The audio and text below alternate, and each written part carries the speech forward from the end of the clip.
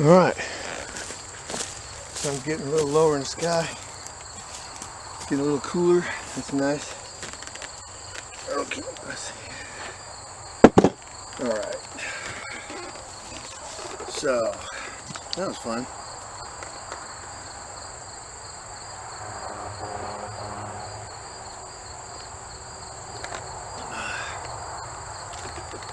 Okay, so what I'm going to do is get my little screwdriver out and my rod and my little brush and my little tip. Okay, maybe something else in there too I need, but so I put on my little adapter rod. Like I said before, well, maybe I should tell you about this one. So this is basically, this is a cleaning kit for an M16 or whatever the current model, M16 is now, A4, whatever. They probably have something new about it now, but it's a 22 caliber for the 223 or 5.56 round, and it comes with little tips, okay, to put the cleaning patches through, and it also comes with a 22 caliber cleaning rod, okay, for the M16, or it's the same for the AR-15, but anyway, so, and it comes with several pieces, so you can use this on, I use it on, I can use it on a shotgun or a rifle as well, and I can make it short enough to use it on any pistol I have, and I carry all my brushes and all my tools for doing this kind of stuff right in this bag, and then it doesn't take up a lot of space, and I can throw it in my pack and go. So it's always, with me. And I've had it for, I don't know how many years, 30, 40. Anyhow, took a long time. So what I like to do is I like to get some Q-tips out, get them ready to go. Now these are something. I mean, when I was in, okay, we had a big tables and chairs, and then everybody bring their weapons in and disassemble them and sit there and clean them and talk and have chow, go to the local fast food place and get some food, and then have somebody go out and get it and bring it back, and then while the other guys are cleaning their weapons or whatever, because the idea is to try to get out of there in a relative time frame. And you'd be surprised, people don't know how long it takes to get and maintain all these weapons. Okay, you got we had at the time, we had squad automatic weapons, they call them saws, and we had M60 machine guns. They were kind of transitioning between the two. The M60 machine gun is sort of a Vietnam era weapon, and it's a 30 caliber machine gun basically. Full automatic, lay down suppressive fire, okay, and it's fun to shoot, but it takes a lot of cleaning, okay.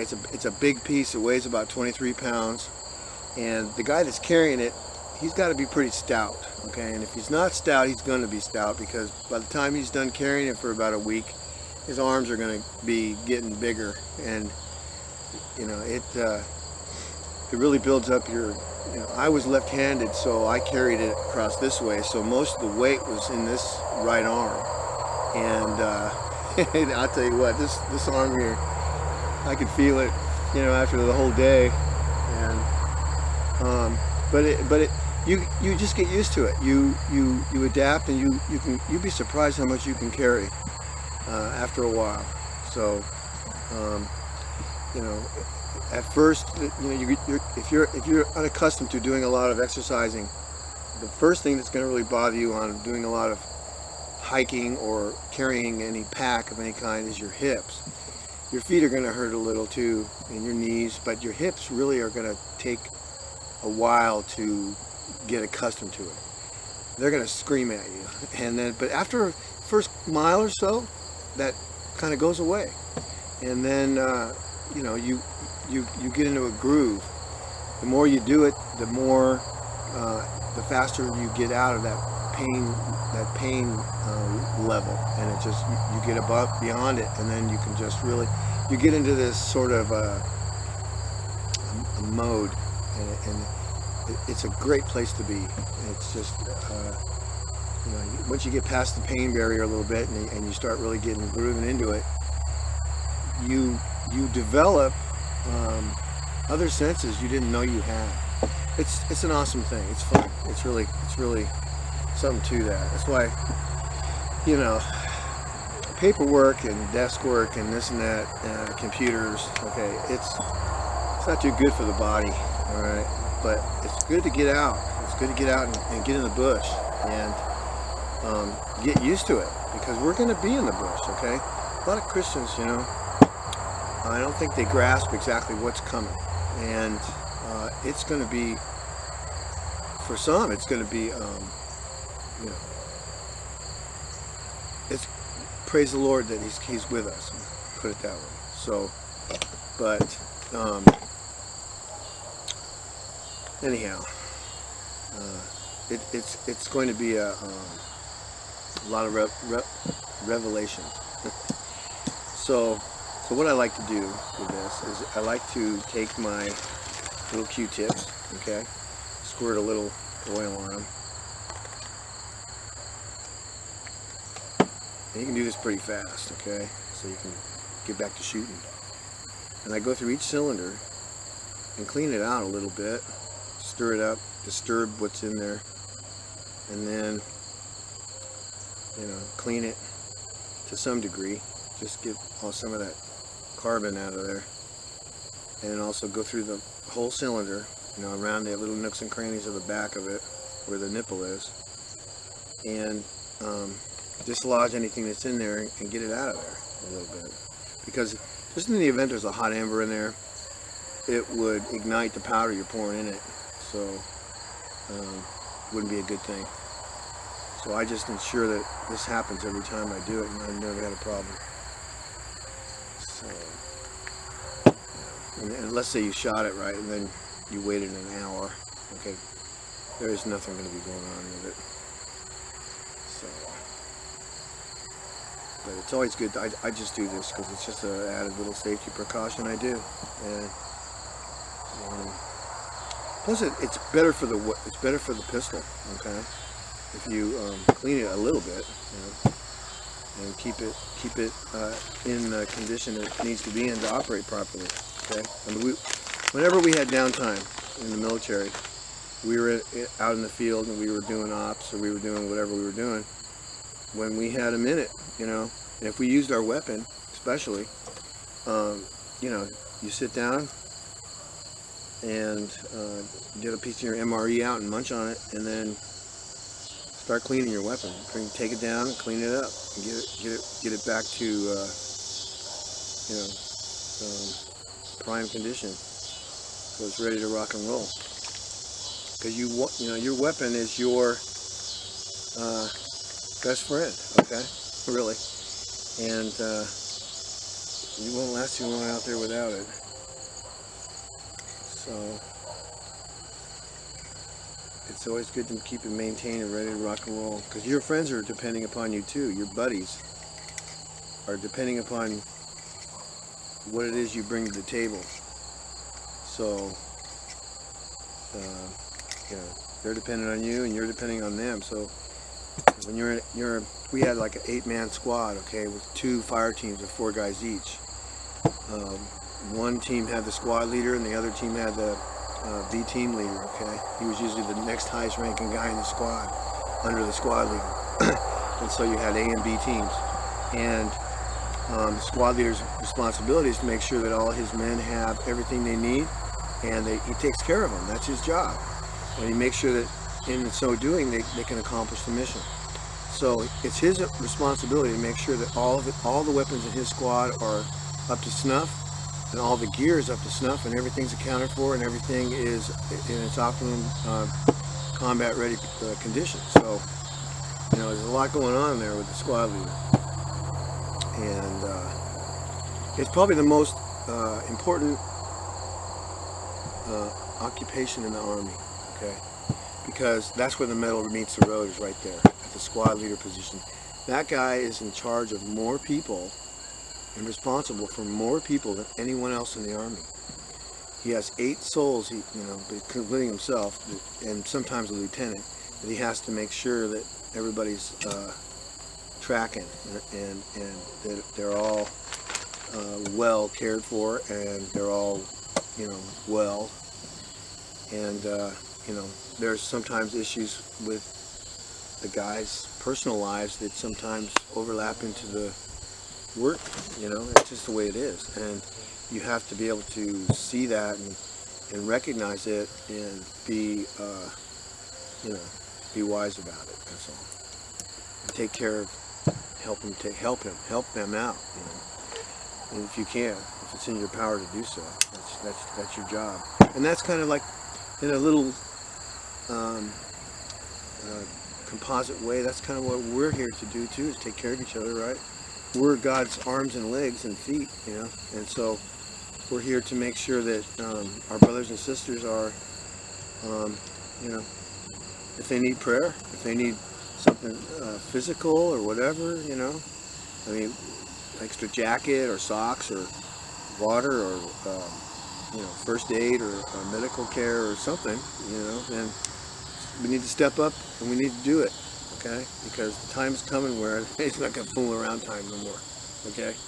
We need to really get down with it. The disciples before, there was, 12 of them, okay? Which is a little bigger than a squad. Think about that, Jesus had a squad, okay? And he had a B team leader, okay? And anyway, so, and all right, so I was saying, I put a little oil down in that mechanism, make sure it's already, it's lubricated a little bit, and I put a little extra lubrication on this shaft for the cylinder, and then I'll take a Q-tip first, and I'll ream the inside of my cylinder, okay, a little cred in there, so that it spins free when it needs to. Make sure it's alright, pop it on there, boom, done. And then I pop my barrel back on there, throw my wedge, it's called a wedge, and it goes in here on the screw side. And there's a little tang on there, and you point that up, and then you push it against the screw and shove it in there, and then tap that in a little bit. Not too tight, because you don't want it to be so tight that it wedges the barrel up against the cylinder too tight, so that the cylinder doesn't spin free. Okay. So anyway, that's it. Now it's ready to go. I'm ready to load up again and do a little more shooting. And I think that's what I might do. So, gosh, it's sure pretty out there. Sunset today. Beautiful. Anyway, so I know things are tough for a lot of folks out there, and our brothers and sisters, and I'm praying for you guys.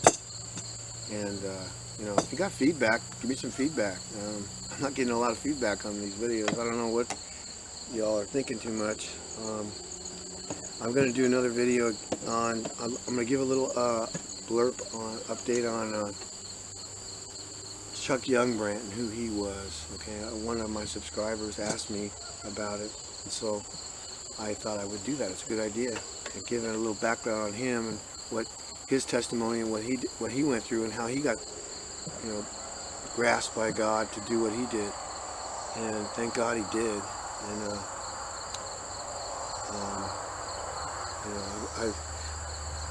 there's something else on there I wanted to go over too. There aren't food riots per se, but things are getting pretty tight. And another year goes by, it's going to only get worse. So I would imagine, I guess that, I have to hand it to the American people a certain amount because they have been very restrained for the most part on maintaining their discipline and not getting too nutso out there. Now there's a lot of people that are getting wild weasel with crime and stealing and all that kind of stuff, but you're the your basic American that still adheres to being an American and the principles of America. And there's a lot of people out there like that. Good people, okay? And I imagine that many of them are in grieving as to what they're seeing, but they're still, maintaining their cool, okay? I read a lot about, well, we need to storm the place and this and that and la-da-da, and, well, I don't agree with that, okay? I think that maybe the Lord is testing the mettle of His people, and that I know that it's not going to happen, but it would be great if everybody did repent. Everybody, so just all of a sudden realized, you know what? We need to get down on the ground on our face, and that's the only thing that's going to save this country. It's the only thing that's going to save it. And we will eventually do that as a whole country, but there's not going to be very many of us left. And this place will be devastated. This place will be completely, pretty much, there'll be pockets here and there of places to be, to still live, but not too many. And many people are going to perish. It grieves me terribly. Once in a while I feel God's grief about it, and I feel this wave hit me, and it just I guess that's what's called being slayed or something like that, but I don't know. It's like this giant wave of terrible grief that you can't put in words, but it'll level you on the ground. It puts me on my face in tears, and sometimes, there was a time when I almost nearly died from it, and I asked God. I realized what was happening, and I asked God. I said, Lord, please lift it, please take it up, because I thought I was going to actually go, and you got to be careful because it's sort of like a vortex. It's very powerful, and He would have sustained me, I'm sure, but it did spook me a little. I was like, ooh,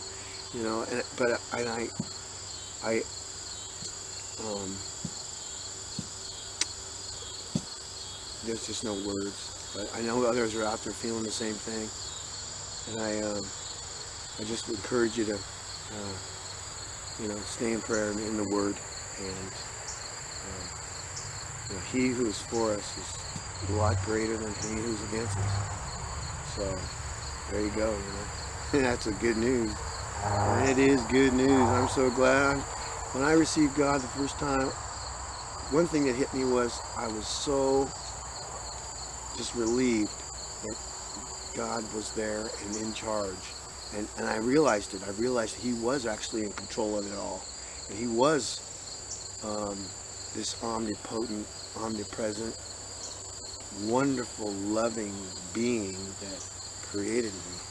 And I was just like, and I still am. It's humbling, and there's so much that we don't know that He's going to lay on us at some point, and I think that He don't let folks see Him, because if we did, we wouldn't ever be able to live a minute longer without staying there with Him. So that says something, and that's something I just know. If we ever saw His face, it would be you know, impossible for us to ever exist without being in that presence of him, in his, and being able to gaze at him. And I think that's something that the enemy really, well, I don't know, but I just am personally relieved about it myself. It's something that I try to convey to other folks too. And there's, you know, that's just one of those things that I've received that might help somebody out there. I hope it does. And I hope that, you know, the trick to enduring is just to be looking at him, and looking at him, okay? Looking at those feet, looking at those shins, look at gazing at there, you know, knowing that he is here, okay? Anyway, it's Matty around signing out.